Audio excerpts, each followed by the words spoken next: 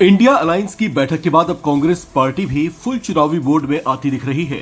करीब 10 वर्षों से केंद्रीय सत्ता से दूर रही कांग्रेस अब किसी भी हाल में सत्ता में लौटने को आतुर दिखाई दे रही है।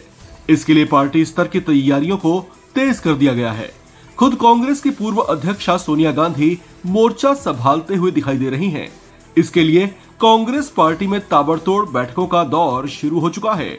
इस दिशा में सबसे पहले कांग्रेस ने अपनी संसदीय सुरमाओं यानी सीपीपी यानी कि कांग्रेस संसदीय दल की बैठक बुलाई, जिसमें 2024 के चुनावी पथ में आने वाली तमाम तरह की चुनौतियों पर खुलकर चर्चा की गई और उन्हें स्वीकार करते हुए कुशल रणनीति बनाने को लेकर मंथन भी हुआ।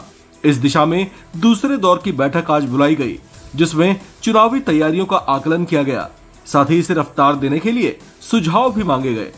सोनिया गांधी, राहुल गांधी और कांग्रेस के राष्ट्रीय अध्यक्ष मल्लिकार्जुन खड़गे के नेतृत्व में कांग्रेस अपनी चुनावी चुनौतियों से पार पाने की कोशिश कर रही है। इनका आरोप है कि संसद से बड़ी संख्या में कांग्रेस सांसदों को निलंबित कर उनकी आवाज को दबाने की कोशिश की गई है, जबकि हाल में हुए 5 राज्यों के विधानसभा चुनाव में भी तेलंगाना को छोड़कर अन्य जगहों पर खराब प्रदर्शन और बिखरे जनाधार ने भी उसकी चिंताएं बढ़ा रखी हैं। आम चुनाव से पहले कांग्रेस के सामने ऐसी चुनौतियों के बीच पार्टी अध्यक्ष मल्लिकार्जुन खड़गे ने पार्टी के खराब प्रदर्शन के कारणों को समझने के लिए एक समीक्षा बैठक की है। इस बैठक में मौजूद रही पार्टी की वरिष्ठ नेता सोनिया गांधी ने इस बात को स्वीकार करते हुए कहा कि ये बात बिल्कुल सही है कि इस समय हम बड़ी चुनौतियों से घिरे हुए हैं। फिर भी हमें पूरा विश्वास है कि इससे न केवल हम बाहर आएंगे, बल्कि ये दृढ़ विश्वास भी है कि हमें इसमें सफलता मिलेगी। सोनिया गांधी ने अपने संबोधन में केंद्र की मोदी सरकार को निशाने पर लिया। सोनिया ने कहा कि मौजूदा सरकार ने लोकतंत्र का गला घोंट रखा है। बड़ी संख्या में निलंबित सांसदों पर हैरानी जताते हुए उन्होंने कहा कि देश के इतिहास में ऐसा कभी नहीं हुआ और ऐसा एक्शन भी तब लिया गया जब बिल्कुल उचित और वाजिब मांग उठाई जा रही थी।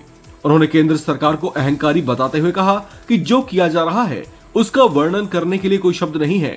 उन्होंने कहा कि 13 दिसंबर को जो हुआ वो क्षमा योग्य भी नहीं है और न ही उसे उचित ठहराया जा सकता है।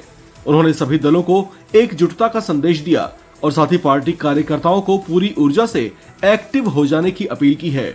आपको बता दें कि कांग्रेस की मजबूती और 2024 के चुनाव से पहले अपने मजबूत कमबैक के लिए पार्टी आलाकमान पूरे जोश में आगे बढ़ रहे हैं।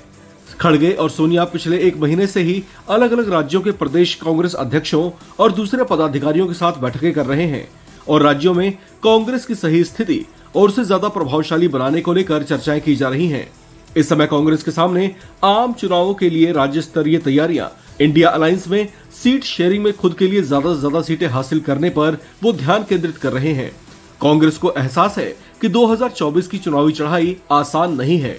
ऐसे में उसे गठबंधन सहयोगियों के साथ अपनी पूरी ऊर्जा का इस्तेमाल करना होगा और इससे भी बड़ी बात, अलग अलग राज्यों में अपने पार्टी कार्यकर्ताओं और नेताओं के मनोबल को भी बढ़ाना होगा ताकि वे जमीनी स्तर पर पार्टी का प्रभाव बढ़ा सकें, जिसका फायदा उन्हें 2024 के आम चुनाव में मिल सकता है।